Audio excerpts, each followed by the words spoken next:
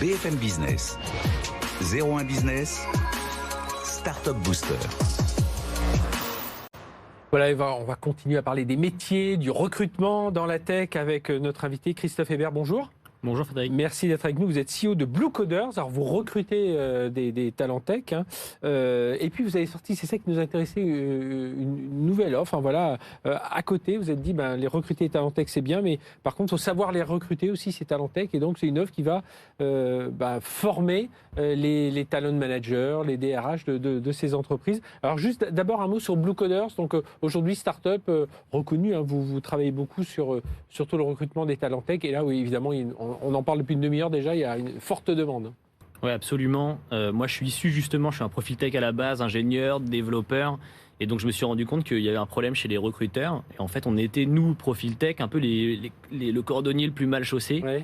Et donc, du coup, ça m'a donné envie, au nom de la communauté tech, de me dire, je vais lancer un cabinet de recrutement dans lequel les recruteurs tech sauront vraiment de quoi ils parlent. Et donc du coup, là ça fait depuis 2016 que je travaille avec ça, et puis au fur et à mesure, pour réussir à avoir c'est justement... déjà à peu près 1 millier de personnes que tu es... 1 millier de personnes qui ont été recrutées. On a fêté notre 1000e recrutement l'année dernière en 2021. Donc c'était une grande fierté. Et donc nos clients, ça va être des startups, des scale-up, des PME, en tout cas des éditeurs de logiciels qui vont vraiment chercher à avoir une grosse croissance, qui sont confrontés à la pénurie dont vous parliez juste avant. Qu'est-ce qui va faire votre différence avec qui vont passer par Blue Coders par rapport à des chasseurs de tête classiques ou d'autres initiatives? Alors chez Blue Coders, ce qui nous différencie, la première chose, c'est déjà d'avoir des recruteurs qui sont formés en interne à la compréhension des problématiques techniques. Ce qu'on voit, c'est que en fait, le recruteur, lui, très vite, il va être perdu derrière un syndrome de l'imposteur. Il va avoir des noms de technologies toutes très différentes, assez exotiques. Ouais, c'est ce qu'on entend beaucoup des chasseurs. Le reproche parfois fait aux chasseurs de tête, alors qui n'est pas forcément dû à eux parce qu'ils savent pas. Enfin, le CV ne raconte peut-être pas toute la vérité, mais je sais que souvent on me dit les chasseurs de tête, ils envoient les profils. C'est tout le problème en fait, et c'est un nouveau métier. Et en fait, c'est recruteur data science, data engineer, data analyst, voilà. Exactement. Quand je dis profil tech, j'inclus les développeurs, les métiers de la data, de l'infrastructure, etc. En fait, c'est des métiers, il n'y a pas de formation. En fait, on arrive sur ce métier, en général, on vient d'une école de commerce, et puis on se retrouve à devoir recruter des talents tech, et puis on ne comprend pas ce qu'ils ont. Donc on développe un genre de syndrome de l'imposteur. Dans la data, il y a 10 métiers, je crois. Voilà, c'est ça. Et en plus, chaque année, ça évolue. Et alors, vous êtes dit tout d'un coup, mais il y a aussi un autre créneau à prendre, c'est celui justement de ces...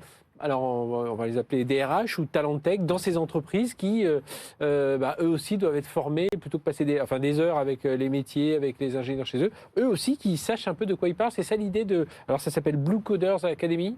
Oui, absolument. Avec Blue Coders Academy, notre objectif, c'est de former la prochaine génération de recruteurs tech pour la French Tech. Et donc, on voit qu'il faut remonter le niveau. Et c'est pour ça que chez Blue Coders, pour réussir à être déjà nous-mêmes, savoir de quoi on parle, être dans l'exemplarité en fait là-dessus. On a développé un programme de formation. On a décidé d'ouvrir au bout d'un moment, justement sous forme de Blue Coders Academy. Et on a également développé des outils en interne. On est sur un nouveau métier. Il n'y a pas de formation, il n'y a pas d'outils non plus. Et donc ces outils-là, ça va être un logiciel SaaS qui va être spécialisé dans la chasse de tête. C'est-à-dire, je suis recruteur, mais j'ai pas de candidature. Alors comment je fais? Voilà. Et vous allez prendre toute la gamme du sourcing à l'arrivée, l'onboarding, l'arrivée dans l'entreprise, évaluer, c'est tout ça. Le recruteur, il va vraiment connaître un peu ce qui se fait de mieux aujourd'hui dans la tech, comprendre les qualités, les compétences du candidat, mais aussi savoir quelles sont un peu les ficelles pour aller chercher aussi cette population. Exactement. En fait, comprendre un métier tech, c'est d'ailleurs un métier technique, sans même que ce soit forcément dans la tech, l'informatique. C'est qu'un métier, c'est toujours un rôle avec donc un rôle dans une équipe, la résolution de problématiques techniques qui s'appuient sur des technologies. Et en fait, si on liste les technologies, qu'on apprend ça comme des mots-clés, on ne comprend pas vraiment quelle est l'utilité de ce profil. Et donc nous, chez Blue Coders, on a cette capacité à descendre et à qualifier les opportunités, les postes, avec les opérationnels, comprendre quel va être le rôle de la personne, quelles sont les problématiques qu'il répond, les techniques qu'il va résoudre, et puis quelles sont les technologies qu'il doit maîtriser pour résoudre les problématiques.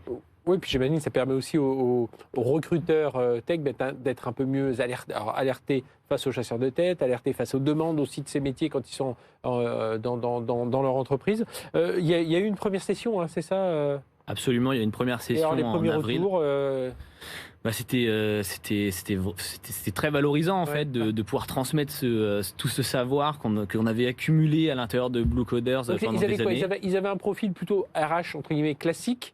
Alors c'est dans des boîtes, hein, c'est enfin voilà, vous avez travaillé avec Planity, Hublot, Practizer.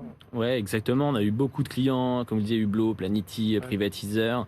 Et en fait, à chaque fois, c'est soit des DRH, des talent acquisition de managers, des talent acquisition spécialistes, ou bien des personnes qui sont RPO, ça veut dire recruteurs freelance, qui vont se vendre à la journée justement à des entreprises. Et donc en fait, on avait ces différentes personnes qui étaient là à la fois pour démystifier toute la partie tech. Donc justement, on a fait intervenir justement le CTO d'une des entreprises du groupe Blue Coders là-dessus. Et puis après, il y avait moi-même, j'ai intervenu. On a un formateur aussi en recrutement tech avec qui je travaille depuis longtemps. Et donc on a réussi à démystifier cette partie-là et aussi à apprendre aussi à ces recruteurs comment être meilleurs dans le process de recrutement. Ouais. Parce qu'en fait, la compréhension de l'enjeu technique, c'est au cœur du processus de recrutement. Oui, et puis j'imagine, c'est pas. Enfin, je sais que vous avez établi une règle, là, il y a une douzaine de paradigmes comme ça, mais c'est pas juste une question de vocabulaire. Il faut savoir traduire. Voilà, quand on discute avec des DSI, on voit bien ils traduisent ça dans leur. Pas forcément leur vocabulaire, mais dans leur langage métier à eux, et qu'il faut retraduire dans le langage métier, métier, si on est dans une banque, si on est dans tout ça. C'est ça qui est compliqué. Ce qui est compliqué, c'est que d'un côté, on a des compétences des humains, puis d'un autre côté, on a un problème technique. Ouais. Donc la notion de job, d'opportunité, en fait, elle est variable. Il y a un problème technique, il me faut une personne qui va m'aider à le résoudre. Et donc, en fait, quel est le rôle que je vais donner dans mon équipe ?